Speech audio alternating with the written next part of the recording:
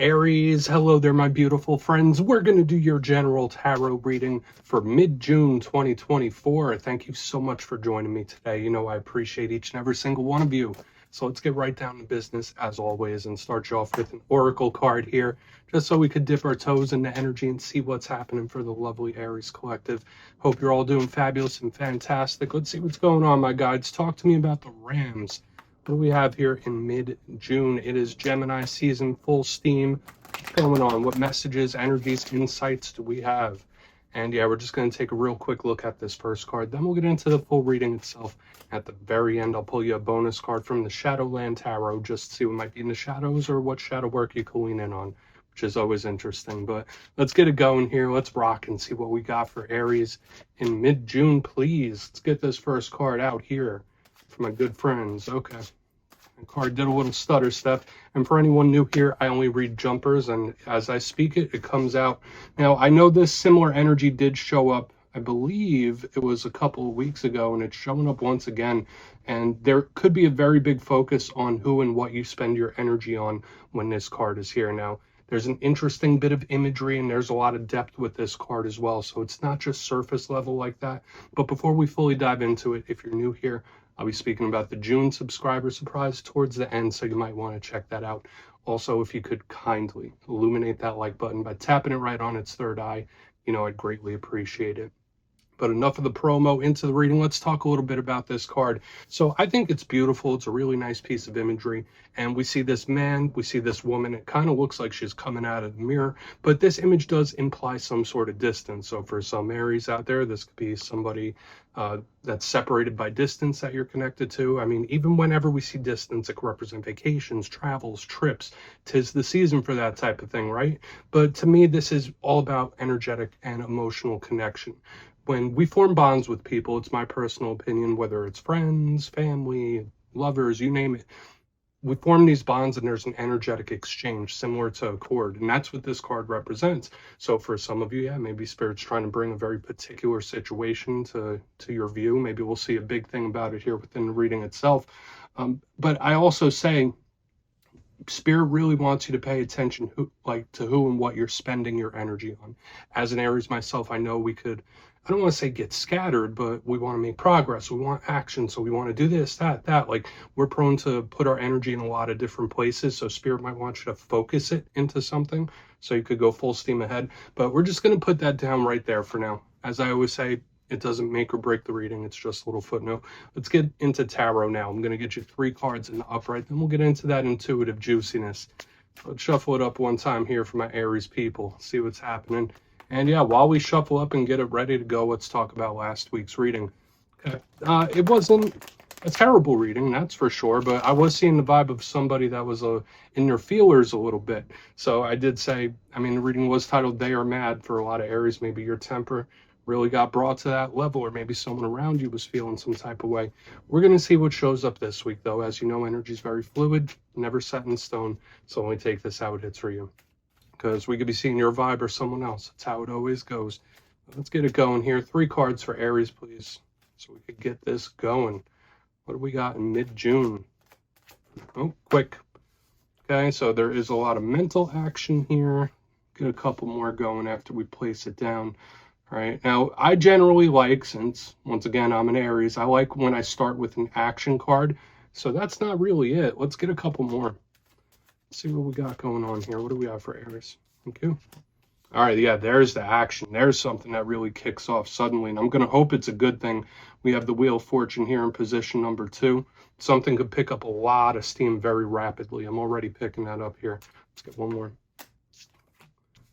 Okay, so you're going to have a bonus, my friend. So we do have the 9 of Swords, which, I mean, once again, that doesn't always have to be super rough or anything to be concerned about.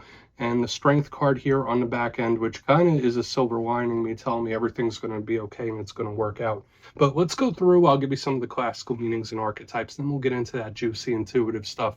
So at first look, first glance, we do have a mixture of energies happening here. In the main part of the spread, there's a lot of internal energy here because we have cups, we have air, this Wheel of Fortune really mixing things up. So for a lot of Aries, that internal intensity could really be cranked up. even with this, remember I said this is like energetic, emotional connection. So when I see all this internal energy, it makes sense. There's a lot of intensity here, which is something I know Aries isn't nervous about. But let's really start to break this into pieces, because I feel like it could be pretty complex this week. Let's go through piece by piece. So position number one, we have the Four of Cups. Now you see this individual, they're under a tree. It looks like they're taking a little snooze, a little nap. The universe is offering them a cup and they have three in front of them. So I say, yes, sometimes this could be someone that's feeling a little discontent, where it's like, all right, well, this isn't going how I want it to go, or it's just a little malaise, if that makes sense. I don't want to say laziness or anything, but there's a lot of mental action happening here. Now, for a portion of Aries out there, when this shows up and we have the Nine of Swords on the back end, watch out for anxiety, watch out for nerves. This could be someone you're connected to that's overthinking something in a big way with the Four of Cups. But the thing that I love about this card, the real positive of the Four of Cups, is the potential that it holds. The Four of Cups is all about potential. It's imaginative, it's creative.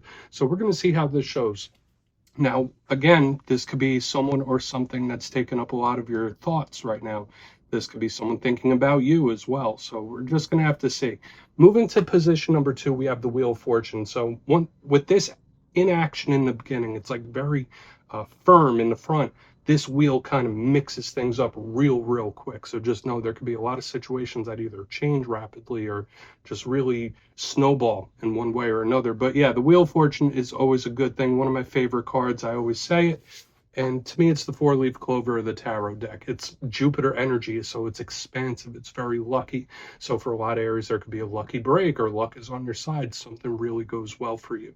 But there's a deeper, complex energy attached to this as well, because aside from everything I just mentioned, this could represent the karmic wheel of life. So karmic cycles, journeys, changes. It's a big card when it comes to that, and it's very rapid, very sudden.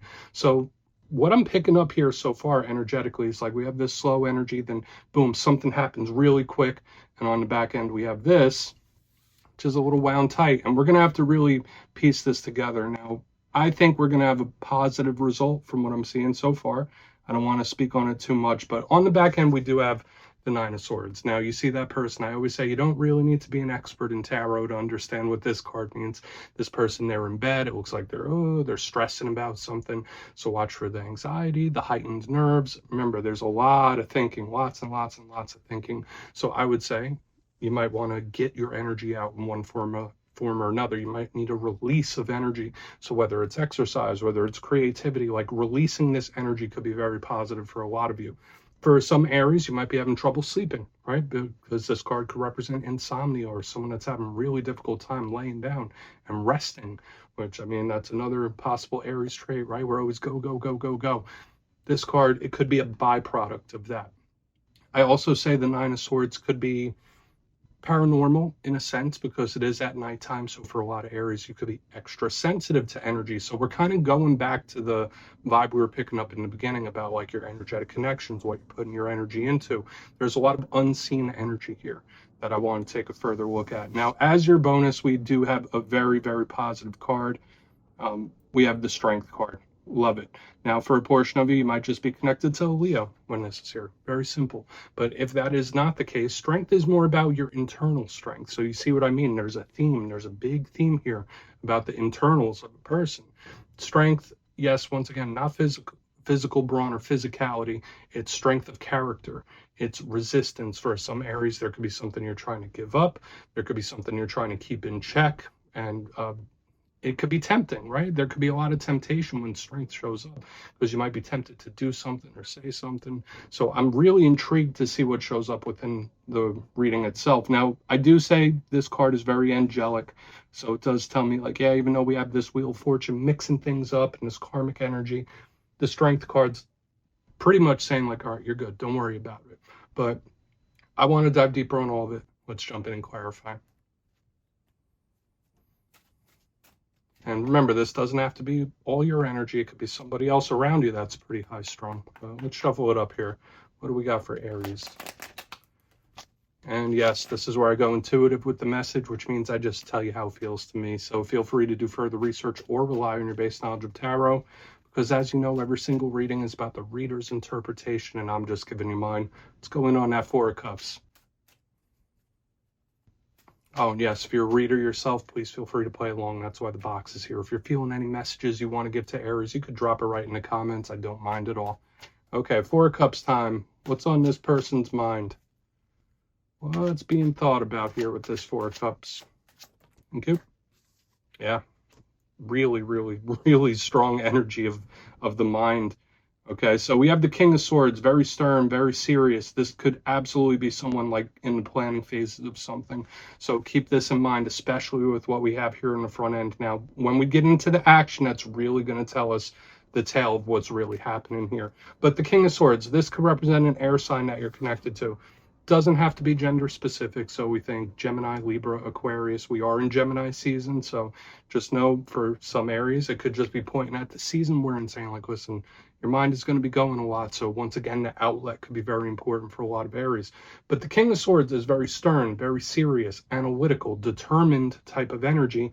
And it is a planner, it's a strategist. So when I see all this mental energy, this mental action, now we have this King of Swords underneath the Four of Cups. Somebody's in the planning stage of something or planning phase. Now, for some of you, if there is a result that you want, something you're wanting to do, something you're wanting to acquire, Spirit is telling you, like, don't be too impulsive. Make sure you're planning, taking the proper steps. Get into this King of Swords energy. It can be harsh. It can be cold.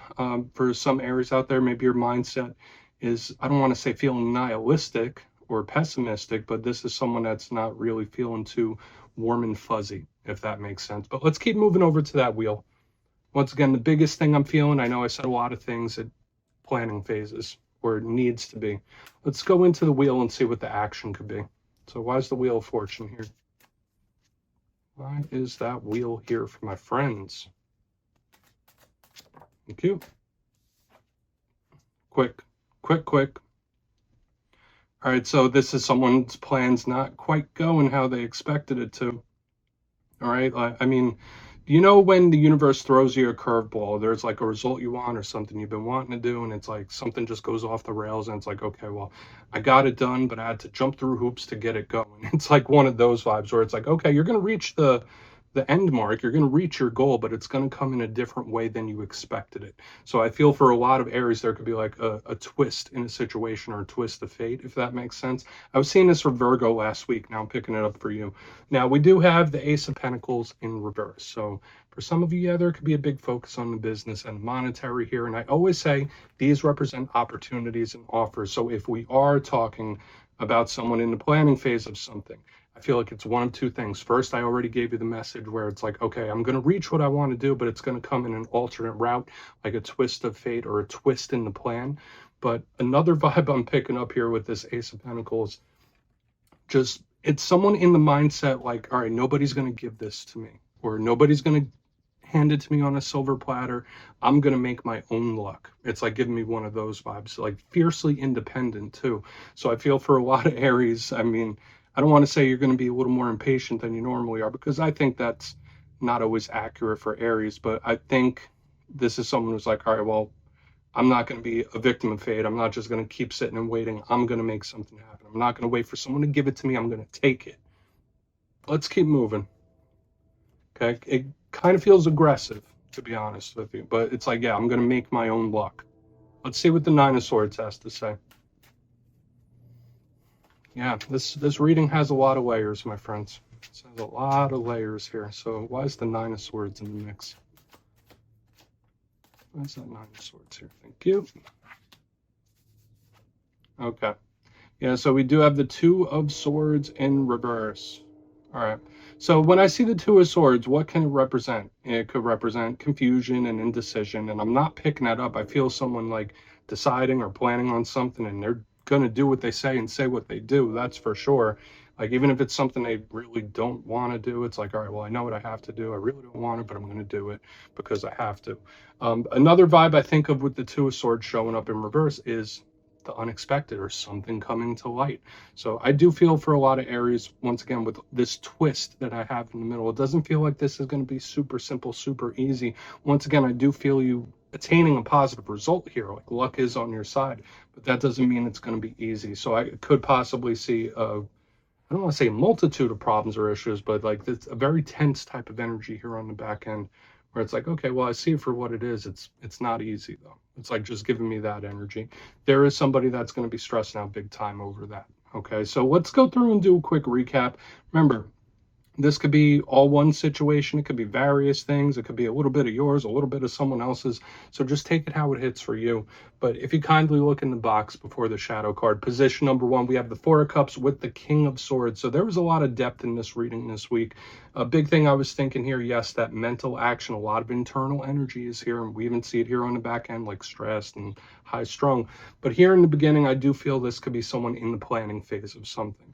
Just know, I mean, there's going to be different eventualities, right? You can't plan for everything in life. So there is two energies of things like coming out of nowhere or off guard.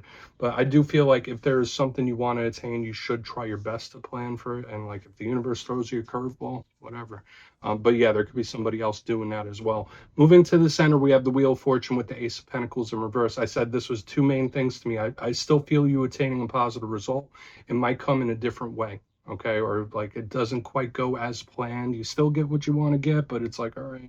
I mean, I had to call an audible here. It's giving me that kind of energy. Another thing I was picking up here is like, I'm going to make my own damn luck. I'm not going to sit around and wait forever. I'm going to make something happen. I'm going to take action. Moving to the back end, we have the Nine of Swords with the Two of Swords in reverse. So I was getting a begrudging type of energy where someone's like, I know what I need to do. I know how I have to proceed, but I really don't want to. Like, but I'm going to do it anyway. It's like giving me that energy mostly. But again, this high strung type of energy, I'm not the biggest fan of it, but I do see in multiple areas a positive result, even though it's not going to be super easy. So please take a screenshot. Let's get you a shadow card. Maybe we'll get a little more detail here. So let's shuffle it up one time. What do we got for Aries, the guides and spirit team? What's happening in the shadows? And yeah, I always like to pull one shadow card at the very end just to see whether it's something within you or something you don't quite see. Shadow cards don't always have to be a challenge. They could be a good thing. So let's get you one. Oh, and yes, if you've made it to this point in the reading, please feel free to check out channel memberships. I'll put a link for it in the comments below. It's a beautiful way to support the channel, and I have much love for all my channel members. Okay, let's get this shadow card out here. What's going on? What's in the shadows for Aries? Thank you. Okay, Ten of Swords, very common. This is something that you shouldn't really be nervous about when I see this as a shadow card, because I would say this is the one I see most often because it's only natural. Now, in tarot, the Ten of Swords, it could represent rough and tough endings. It could represent pain. It could represent loss. It's not a sugar-coated rainbows and butterflies type of energy. It is harsh.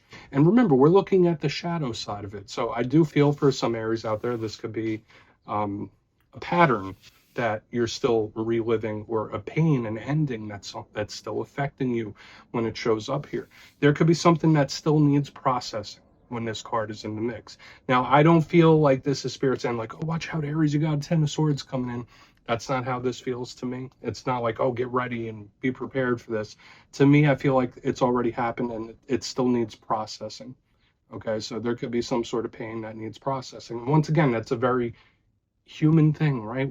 Everyone heals in different ways on different timelines, but there is something that in this time you could get a lot of clarity on it. So please do with that information what you will, Aries. That's what I have for you this week. Don't click away just yet, though. I'm going to give you the details of the June subscriber surprise. If you would like to book a personal reading with me, my digital calendar is open on mastermetaphysics.com, so go ahead and check that out. And if you got your name in for the May subscriber surprise, the winners will be announced after this weekend's readings.